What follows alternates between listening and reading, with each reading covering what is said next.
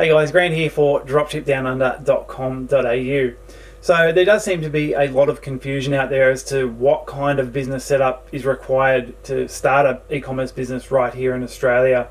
So in this video, I'm going to talk about the business options that are available to set up an e-commerce business right here in Australia.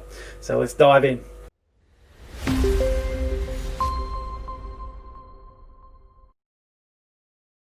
Right, so just quickly, this does not constitute business advice. You should always speak to your accountant prior to setting up any business. This is simply what I have learned over my years in business, and it may help you ask better questions when you do actually go speak to your accountant or a professional.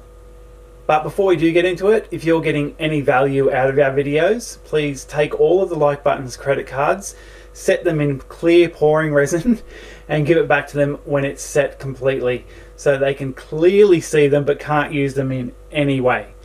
Also subscribe to our channel if you're not already and turn on all notifications so you don't miss out on any videos we're doing.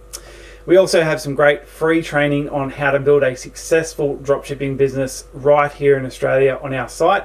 So you can just click the link in the description below to go check that out. Alright, so the way your business needs to be set up really does depend on what you intend to do with it. There really is no one size fits all. So in this video, I'm going to cover the two most common scenarios I see with people in e-commerce here in Australia.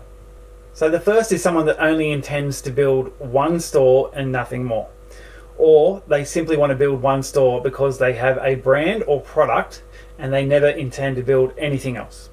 So what I'm going to do is I'm going to jump into a screen share now and show you a setup that would make sense in this case.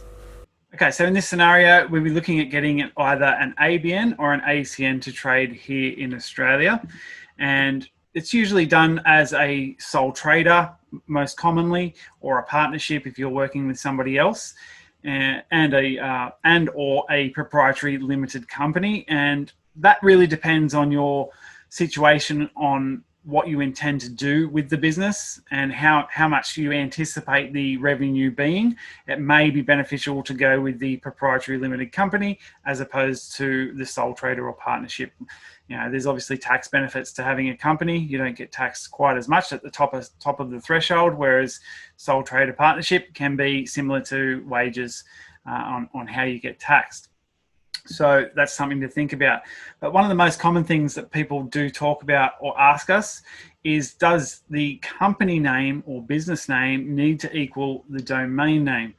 And when you're doing only one single site and you only have a plan to, no, it doesn't have to. But at the end of the day, it does make sense if you're really going to only build one site. You can have that continuity of the business name matching the domain name of the site. So yes, it does make sense to have it matching your domain name, the company or name or the business name to match the domain name. Sure, it does make sense. It doesn't have to. But in this case, I would definitely recommend going with something that does match your domain name if you're sure you're not going to be making anything further in the future, because I will talk about that in the next part, why you would want to make it something different if you do plan on doing more. All right, so the second is someone that intends to build an e-commerce empire, or at least more than one store. So again, I'm going to jump into a screen share and I'm going to show you what I believe would be the most practical way of setting up your business in this scenario. Okay, so again, in this scenario, you're going to need an ABN or ACN, and like I've explained before, that's a sole trader partnership or proprietary limited company for the reasons explained previously. Now, in this scenario, if you're planning to build an e-commerce empire or even just a couple of stores, then the business name or company name, does it need to match the domain name? This is something that everybody gets really confused about, and I want to sort of clear that up now. What we think is the best scenario for this. So no, it really just needs to be a suitable name for like an internet group. So an umbrella name that encompasses, which is appropriate for an internet group. So if I was going to build a series of e-commerce stores, I might name it Parker's e-commerce group or Parker's e-commerce limited or something like that, that sort of makes sense to having a whole heap of internet stores, so that if somebody does need to look up your business and they see the name of the company, it does sort of tie in with an internet company. It doesn't. You don't want to have it something random, but you can have one name that umbrella covers all of your stores underneath it if you're going to do multiple stores. All right, so I hope that clears that up. It does, like I said, I've just changed the slide. It makes more sense when you're doing multiple stores. All right, hope that clears it up, and we'll jump back into the video.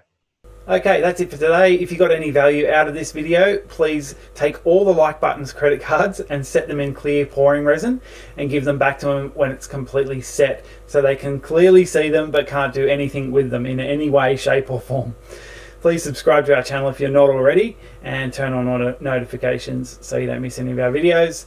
As I said before, we've also got free training on our website, how to build a business right here in Australia. And you can just click on the link below to see that in the description. All right, guys, that's it for today, and thanks for tuning in.